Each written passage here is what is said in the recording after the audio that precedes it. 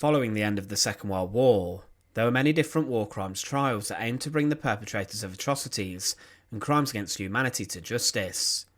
When the British Army liberated Bergen Belsen concentration camp as the Third Reich fell, they would come across a disgusting scene of depravity and suffering. 10,000 unburied bodies lay all around the camp, and there were 60,000 people who were suffering, and many were starving and dying from diseases such as typhus, which was running riot throughout. Amongst the prisoners were a number of SS guards who were responsible for the running of the camp, and they were then put to work in burying those who had died inside of Belsen. Amongst the guards was Anneliese Kohlmann, a young woman who was known for her brutality and barbarism towards the prisoners. However, after the second Belsen trial, she was not sentenced to death, and instead was sentenced to time in prison, despite it being established that she was involved in many violent beatings. It was claimed by her defence that she did not take a life, but her brutality was not in question. Join us today as we look at the disgusting crimes of Anneliese Kohlmann, and remember to support our channel. Please make sure to subscribe. Anneliese Kohlmann was born on the 1st of March 1921 inside of Hamburg. Her father George was a Masonic leader, and it's assumed that she had a normal life growing up inside of Hitler's Germany. It's likely that she would have joined the League of German Maidens, and would have in this group been involved in various activities that the group participated in. They aimed to train women to become good mothers, and mothers who would provide Hitler with as many children as possible for his Third Reich. Inside of this group, girls also learned domestic roles and jobs, such as how to keep a good house and cookery, whilst the boys joined the Hitler Youth, where they completed military drills for a career in the armed forces. Anneliese was an ardent Nazi, and on the 1st of April 1940, inside of Hamburg, she became a member of the party. At this time, she was working as a conductor on the Hamburg streetcar system, and she lived with her parents until the 30th of October 1944. But on the 4th of November 1944, she was conscripted into a role which would take her into the depths of the Nazi concentration camps.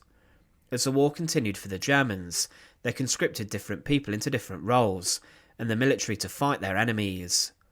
There is some debate as to whether she was forced to become a guard, or whether she actually chose of her own free will, as she joined the SS Women's Auxiliary. By doing this, she knew what she was going to be let into, and before a short period of training, in which she was schooled into how to instill a reign of fear and terror, Kohlmann was appointed to become an Aufseherin, or female guard, inside of the Neuengamme Concentration Camp. Specifically, she first worked at the Neugraben subcamp, where over 500 women prisoners were kept close to her hometown of Hamburg. Neuengamme itself was a large concentration camp, in which 106,000 prisoners would pass through its barbed wire fences, and almost 43,000 people were killed inside of the camp.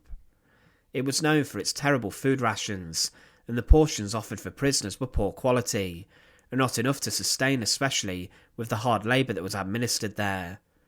The camp had a policy of extermination through labour, where prisoners would be worked so hard that they would die from the horrific, unsanitary, hard and terrible conditions.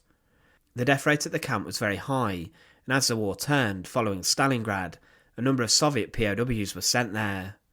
The guards here exercised terrible brutality over the prisoners, and executions and beatings were very common, and would be administered if a prisoner would not perform enough work. Anneliese Kohlmann was transferred to the slave labour camp of Hamburg-Tiefstadt in March 1945, and she was involved again in overseeing female prisoners. But also in March 1945, the prisoners at the subcamps were being sent on death marches to places such as Bergen Belsen, and during one transport, a prisoner train was hit by an air raid, killing a number of prisoners. Over the course of the month, thousands of people were transported to get away from the front lines, and to avoid them falling into Soviet hands, and along with the death marches and transports, many SS guards and staff also went. For some reason, Anneliese Kohlmann cycled to Bergen Belsen, and arrived there on the 8th of April 1945. Now, as a guard, she was known for being sadistic and violent with prisoners. She would repeatedly whip many different people, including pregnant women. Some pregnant women were found with brutal whip marks across their faces because of Kohlmann's brutality, and she would also kick them until they lost consciousness. In her jackboots, she would beat prisoners to pieces if they did not do what she asked or were not working hard enough. It was her job at Neuengamme to get prisoners working as hard as they could so they could perish, and because of this she terrorised her work detachments. During one incident, Kohlmann punished a female prisoner to 30 lashes for stealing a small piece of bread. She did this a number of times, and also sexually assaulted a number of young Jewish girls. Whilst at Belsen, she traded her clothes and her guard uniform to a prisoner who gave her a prisoner uniform. Here she tried to pass herself off as a prisoner of Belsen to evade capture once the camp was liberated, but it did not take long before she was discovered. Within 2 days she was recognised and arrested, and then was forced to take part in the huge clean-up operation along with other guards at Belsen. Kohlmann was made to take the corpses of those who had died and bury them inside of mass graves. The clean-up took a long time before she was then brought to trial. Anneliese Kohlmann was not tried in the first Belsen Trials alongside the former Commandant Josef Kramer, the Beast of Belsen, or the infamous female guard Irma Grazer, but she was brought to the second Belsen Trial. This took place at Lüneburg on the 13th of June 1946 and lasted 5 days, being presided over by the British military. On trial were a number of defendants, and Anneliese was one of those, and witnesses told of her brutality. She was known for carrying her whip and hitting anyone who was not doing what they should, and also she was known for abusing female prisoners. Kohlmann also became known for the fact she would brutalise even the most vulnerable people, including pregnant women. But one issue at her trial was the fact that she did not actually take a life, or it was not known, and evidence was not gathered that made her a murderer. She was not found to have participated in selections, sending people to their deaths inside of gas chambers, and there were no witnesses that came forward that said that Kohlmann beat someone so badly that they did die, or that she shot anyone randomly. Because of this, she was considered a minor war criminal compared to others, despite being an ardent member of the Nazi Party and a person who would happily brutalise the vulnerable.